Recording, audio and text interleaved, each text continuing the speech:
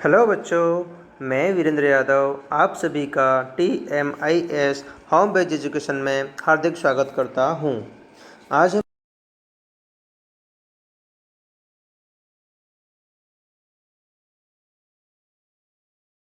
चिन्ह। तो बच्चों, आप सभी लोग विराम चिन्ह के बारे में जानते तो होंगे। क्या हुआ, नहीं जानते? तो चलिए, कोई बात नहीं, मैं आपको विराम चिन्ह के बारे में बताता हूं। तो आप सभी इसके लिए तैयार हो जाइए और मेरी बात ध्यान से सुनिए। विराम का अर्थ होता है रुकना या ठहरना। चलिए एक काम करते हैं, पहले हम इसे दो लोगों की बातचीत के द्वारा समझने की कोशिश करते हैं। राजीव, कल तुम स्कूल क्यों नहीं आए? कल हमारी कार दुर्घटनाग्रस्त हो गई। कैसे? सामने से आ रहे ट्रक से टक्कर हो गई। ओह, क्या बहुत अधिक चोट लगी? हाँ, हम सभी को चोट भी आई और नुकसान भी हुआ। ओहो, कौन कौन था गाड़ी में? मैं, मेरी बहन और मेरे माता पिता। सभी सुरक्षित तो है ना? मेरे पैर की हड्डी टूट गई क्योंकि मैं आगे बैठा था। पापा को भी पैर में चोट लगी। माँ और बहन को ज़्यादा चोट नहीं आई क्योंकि वे पीछे बैठी थीं। तो हमने इन दोनों की बातचीत में देखा कि वो लोग बातचीत करते समय कई स्थानों पर थोड़ा थोड़ा रुक रहे थे और कई तरह के भाव भी प्रकट कर रहे थे। तो इस तरह से अपनी बात को स्पष्ट करने के लिए तरह तरह के भाव स्पष्ट कर रहे थे और तरह तरह के शब्द के प्रयोगों में करते समय रुक रहे थे। तो इसी प्रकार हम लिखते समय भी हम कई स्थानों पर रुकते हैं या कुछ विशेष भाव प्रकट करते हैं जिन्हें हम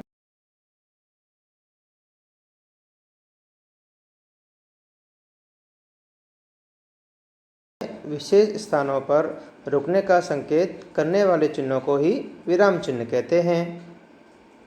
तो चलिए अब हम इन दोनों की बातचीत को लिखित रूप से जानने की कोशिश करते हैं। महेश, राजीव, कल तुम स्कूल क्यों नहीं आए? राजीव, कल हमारी कार दुर्घटनाग्रस्त हो गई। महेश, कैसे? राजीव, सामने से आ रहे ट्रक से टक्कर हो गई। महेश, ओह, क्या बहुत अधिक चोट लगी? राजीव, हाँ, हम सभी को चोट भी आई और नुकसान भी हुआ। महेश, ओहो, कौन कौन था गाड़ी में? राजीव, मैं, मेरी बहन और मेरे माता पिता। महेश, सभी सुरक्षित हैं ना? राजीव, मेरे पैर की हड्डी टूट गई क्योंकि मैं आगे बैठा था। पापा को भी पैर में चोट लगी। माँ और बहन को ज़्यादा चोट नहीं आई क्योंकि वे पीछे बैठी थीं। तो बच्चों, हमने देखा महेश और राजीव के लिखित रूप में हमने कई तरह के चिन्हों का प्रयोग किया है। तो इन्हीं चिन्हों को हम विराम चिन्ह कहते हैं। इन्हीं की सहायता से बोलने वाले के भाव प्रकट होते हैं तथा उनकी जो बातचीत है वो स्पष्ट रूप से आसानी से समझ सकते हैं। जैसे कि पहले वाक्य में देखिए, महेश, राजीव, कल तुम स्कूल क्यों नहीं आए? तो इसके बाद देखिए, इसमें महेश के बाद हमको एक चिन्ह दिया है। ये प्रकट कर रहा है कि महेश कुछ कह रहा है और उसके द्वारा कहा गया जो वाक्य है वो शुरू हो रहा है। उसी के बाद हमने राजीव के बाद हमने एक और चिन्ह लगाया है। तो ये भी कह रहा है कि राजीव कुछ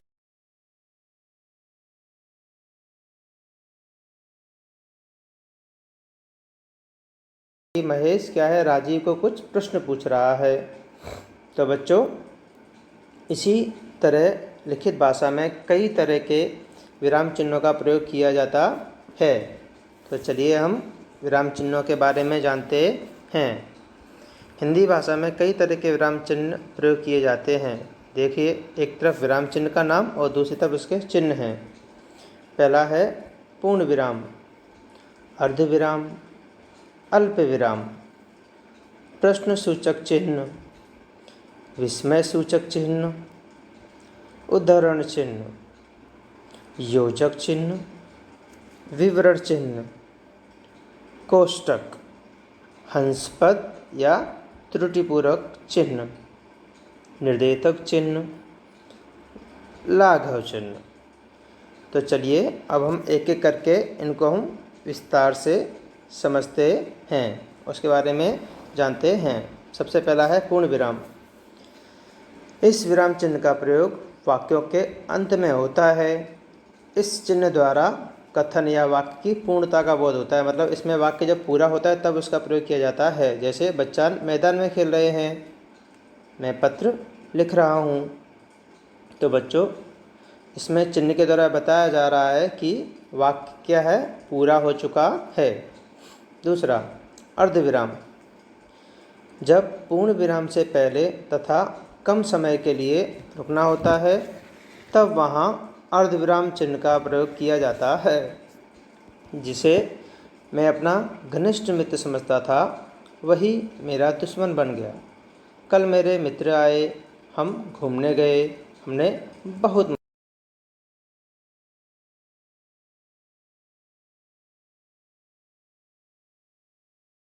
लिए रुकना। पढ़ते या बोलते समय जहाँ हम बहुत कम समय के लिए रुकना पड़ता है वहाँ इस चिन्ह का प्रयोग होता है। इसका प्रयोग एक ही तरह के दो शब्दों के बीच भी किया जाता है और संबोधन सूचक शब्दों के बाद भी किया जाता है। जैसे मेज़ पर आलू, केला और अमरूद रखे हैं, रवि इधर आओ। उसके बाद और भी हो सकता है, हाँ मैंने खाना खा लिया, नहीं मैं कल नहीं आऊँगा। अगला है प्रश्नसूचक चिन्ह। यह चिन्ह प्रश्नवाचक वाक्यों के अंत में लगाया जाता है। जैसे तुम कब तक वापस लौटोगे, क्या मैं कक्षा में आ सकता हूँ। इन वाक्यों में आप देख रहे हो कि प्रश्न पूछा जा रहा है, इसलिए वाक्य के अंत में प्रश्नसूचक चिन्ह लगाया जा रहा है। अगला है विस्मयादिबोधक चिन्ह। हर्ष, घृणा, शौक, विस्मय आदि भावों को प्रकट करने के लिए तथा संबोधन के लिए जिस चिन्ह का प्रयोग किया जाता है उसे हम विस्मयादिबोधक चिन्ह कहते हैं। जैसे अरे कहाँ चल दिए, छी छी कितनी गंदगी, कैसे, शाबाश मुझे विश्वास था कि तुम कक्षा में प्रथम आओगे। उद्धरण चिन्ह। दोहरे उद्धरण चिन्ह का प्रयोग किसी के द्वारा कहे गए कथन को ज्यों का त्यों बोलने के लिए या कहने के लिए तथा इकहरे उद्धरण चिन्ह का प्रयोग नाम, उपनाम या किसी पुस्तक के नाम पर विशेष बल देने के लिए किया जाता है। जैसे कि लाल बहादुर शास्त्री ने कहा था।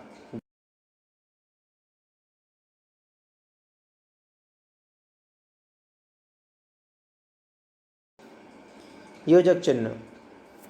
दो या अधिक शब्दों को जोड़ने, तुलना करने, युग्म शब्द आदि में योजक चिन्ह का प्रयोग किया जाता है।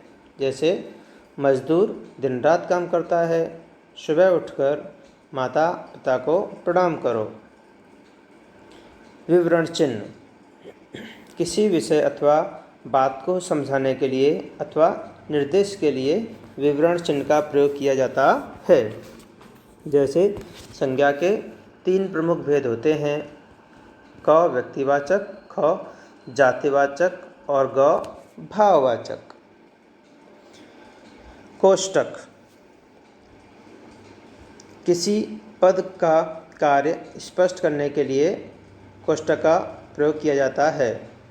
दिन मतलब दिवस या दीन मतलब गरीब।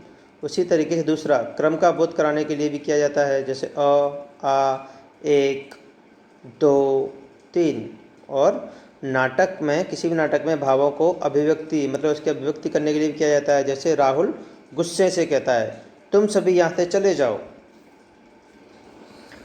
उसके बाद है हंसपद या त्रुटिपूरक चिन्ह। जब लिखने में कोई अंत छूट जाता है तो उसे लिखने के लिए इस चिन्ह का प्रयोग करते हैं। जैसे सुदीप बहुत अच्छा लड़का है, नीरा कल आएगी। निर्देशक चिन्ह। निर्देशक चिन्ह का प्रयोग कथन, उदाहरण और संवादों में तथा उदाहरण शब्द के बाद या विवरण देने से पहले किया जाता है। जैसे राम बोला।